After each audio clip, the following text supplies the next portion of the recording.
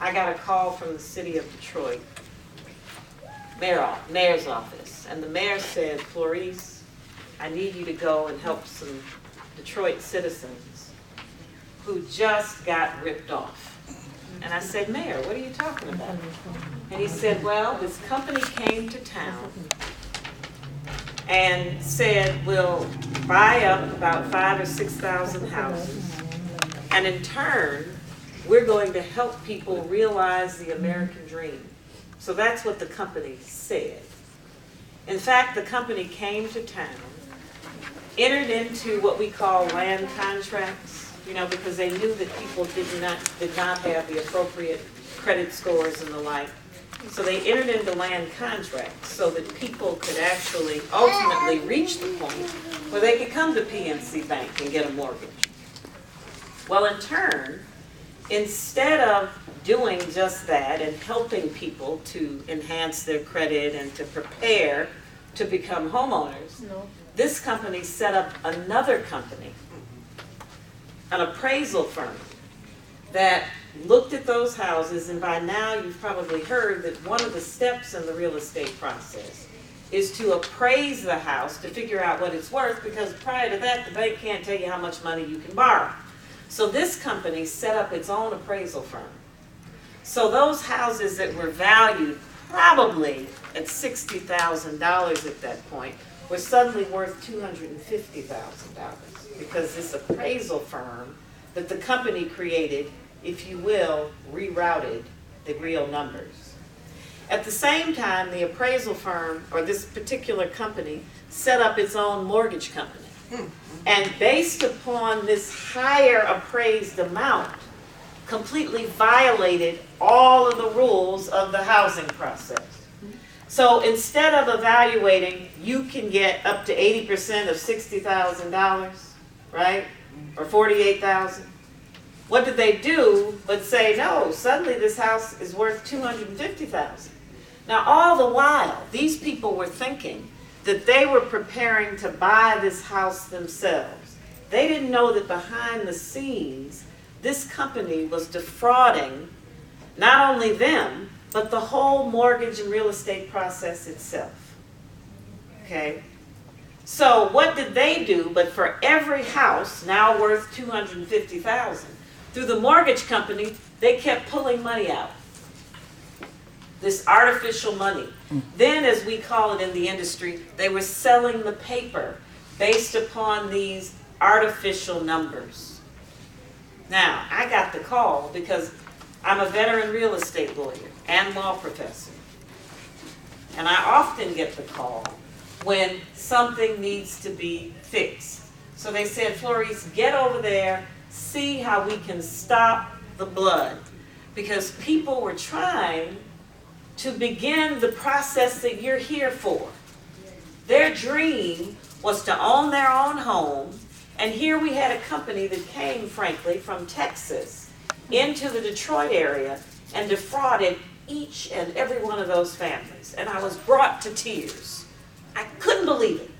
Now, on the other side, if these family members, if these people had known about the process, if they had understood that what you need to do is to order title work, or at a minimum, go down to the county where the property is located and look up the state of the title, as we call it, they would have known that something was amiss. But they didn't know. They didn't know. Now, not long after that took place, Hurricane Katrina hit. And all of those families had all of their documentation and everything washed away. Now, one of the things you should know about the process, some of these documents are public record.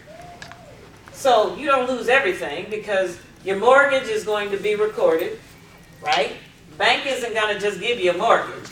They're going to record it so that everyone will know, because just in case, if you need to get a second mortgage, that first lender is there first, right? But some documents are going to be recorded. Your deed that you eventually get on your house, some things are recorded, but not everything gets recorded. In other words, if you lose it, that's it. As a result of Hurricane Katrina, as a result of the crisis that we experienced, it was almost a divine thing for me. And I began to see something needs to be done. And as a lawyer now for 31 years, I said, how dare me if I don't find a way to get information to people. Now, as a law professor, I teach this stuff to students who are about to become lawyers. But of course, everybody's not going to law school. But everybody needs a house. Everybody needs a sense of community. Everybody needs a place to live. And quite frankly, as I was driving up, I was wishing everybody standing on the street corners, everybody in the stores was right over here, because they need to be. Because if there was ever a time for community, we need it now. And what forms a community but what you all are doing? So I celebrate this moment with you because you get it. And this is just a phenomenal moment. So with that quick, yet not so quick, but very important introduction, thank you for being here, and thank you again for inviting me. Now, my third child, as I call it, is in fact called the Flow Folder. Now, my name is Florece. People think that I've named it after me. Technically, that is not correct. FLOW stands for Freedom, Literacy, and Organization. Because those were the three words that, given the experiences that I've seen, and mind you, I do a lot of pro bono work where I go and talk to communities about what they can do to avoid foreclosure. I've started a nonprofit that involves law students, and we go into the communities and educate people about this stuff. So freedom, literacy, and organization seem to be the best way to communicate what I'm trying to accomplish. So instead of writing a book, because I decided, people might not want to read books. What did I do but create a hybrid? And just as she said, most of us stash our stuff. Now, as first-time home buyers, is everybody a first-timer, or some of you are coming in just to get information? A lot of them is first time. Okay, so first-time home buyers, this is exactly made for you. Although I've made it for everyone, this is exactly made for you. Because I designed it with my academic hat on and my lawyer's hat on. Okay? Ella hizo estos papeles para que ustedes pongan sus cosas de la casa allí adentro. Ella fue que hizo estos papeles para el abogado y para la gente, para ustedes, para cuidar tus cosas de la casa. Now, I apologize because I am literally just releasing this, and my plan is to not only have it in English, and I'm not just saying this, but I'm going to 3 other languages: Spanish, Arabic, and Chinese. Please tell them that. Oh, Spanish, Arabic, and Chinese. You forgot Polish, but Well, no, I mean, I can only afford to do so much. I can only afford to do so much. But my point is, at the end of the day, I'm on a campaign. So let me just tell you a little bit about my third child, the reasons why I think it's important, and then I will sit down, because as my husband and children say, I teach in 3-hour increments, and I know you all have to go. You don't have time for all that. But let me begin by showing you how I structured it. The first part of this, and I had some slides, but they said that we couldn't do that, so I'm improvising. The first part of the Flow Folder is called Overview of the Real Estate Process. I did that because, keep in mind again who I'm thinking about. The very families that I was sent over to help. I'm trying to make sure that we don't have that issue again, that people are not so easily taken. So I started with the real estate process, and what I've done, instead of again writing a book, I actually use the tabs to provide the information, okay? So I begin by telling you about the 4 phases that I've identified as preparation, closings, mortgage maintenance, and discharge of debt. And at any given point in time, all of us are going to go through, perhaps repeatedly, these 4 phases. And then, for each one of the phases, I give you a step-by-step of all the things that you need to do to get through it. And so basically, I'm here and I was invited here because Miss Mary, after taking a look and reading thoroughly this, good bathroom reading, I might say, she said, wow, this is a perfect complement to what we are doing. Because unlike the pamphlets, brochures, this is something that you will keep for eternity. This is something you will pass on to your babies. Okay, en este momento ella hizo 4 páginas que tú puedes poner tus cosas adentro. Cada index, como un ejemplo, en este ella pone attended classes, tú pones todos los papeles que tú fuiste a las clases. Puede ser muchas cosas, pero este es real estate. Ella tiene más cosas aquí y ella te va a enseñar. And so, Real estate. not only, of course, did I, create this, and you see the academic in me, because I have footnotes to take you wherever you need to go for additional information. But more importantly, I also created checklists for each phase of the mortgage process, so that as you were going through, trying to get to my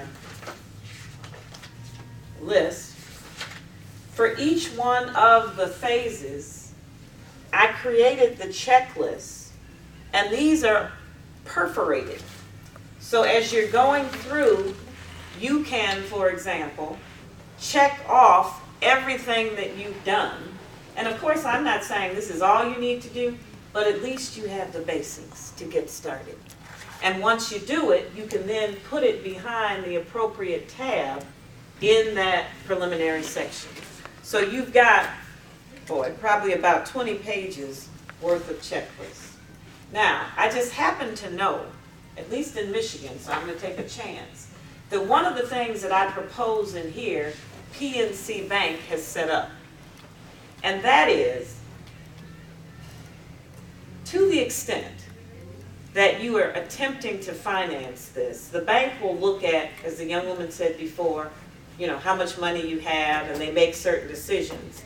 But ultimately, in case of emergencies, I recommend in here, and as far as I know, PNC will allow you to save a little bit more. Because you see, every emergency that you have won't be covered by insurance. If something happens and you immediately need money to replace the roof or anything that might happen, you need that little bit of money.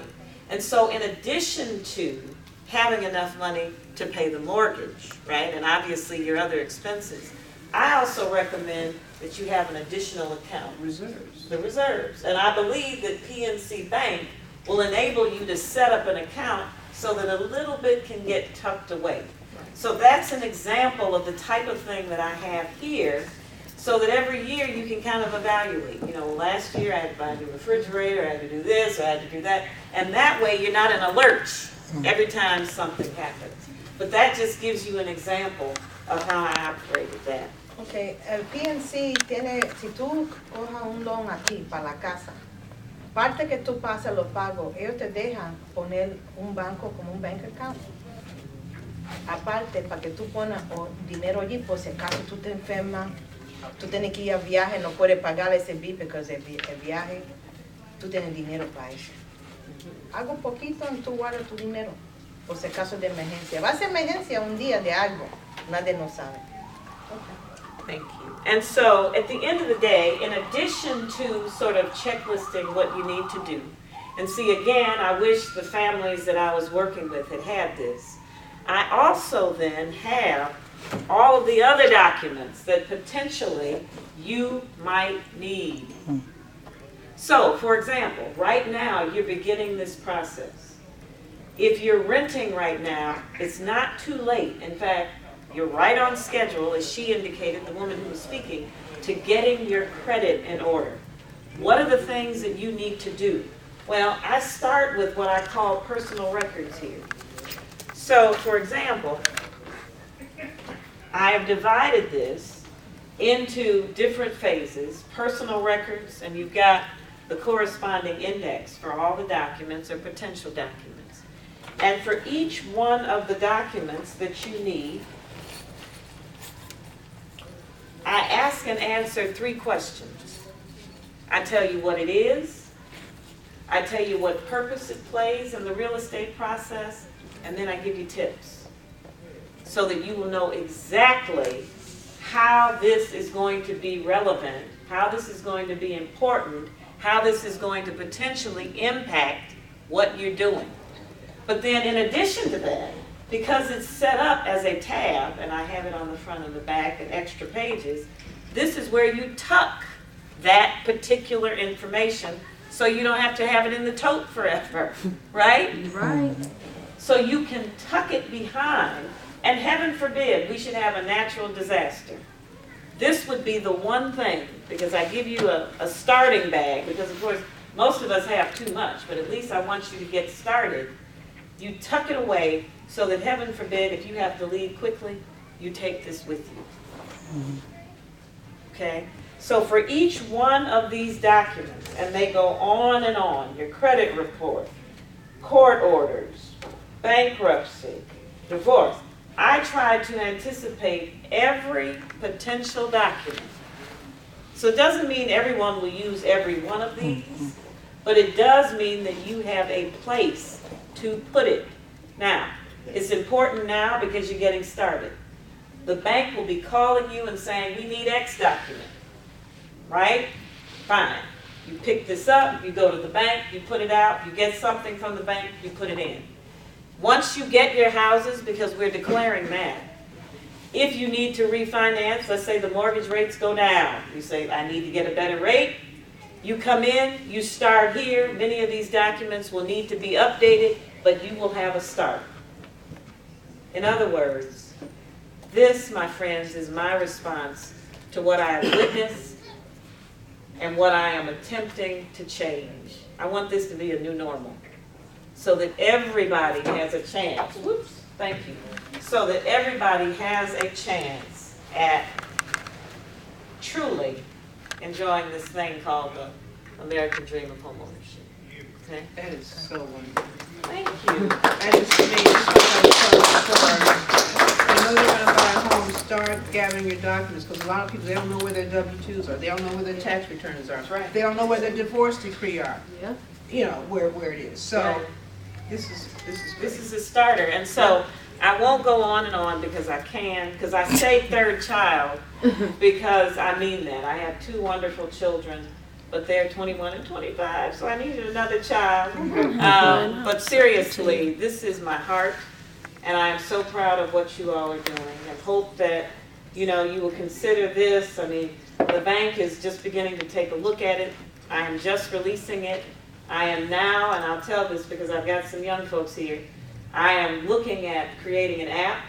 I just got my first bid back on that. Congratulations. So everyone from, 30 to 45 wants to put that stuff up in the cloud. Those of us over 55 are like, no, I don't think so. But for what it's worth, this is eventually going to exist in both hard copy form and as an app. So I'm working as hard as I can, and I wish you all the very, very best. And I have this available for you today. Came in from Chicago just for you. I mean, from Chicago, from Detroit, just for you. But this is my hometown, so thank you so much. Thank you. You gotta let them know how much this is. Is it a price? Yes, there is a price.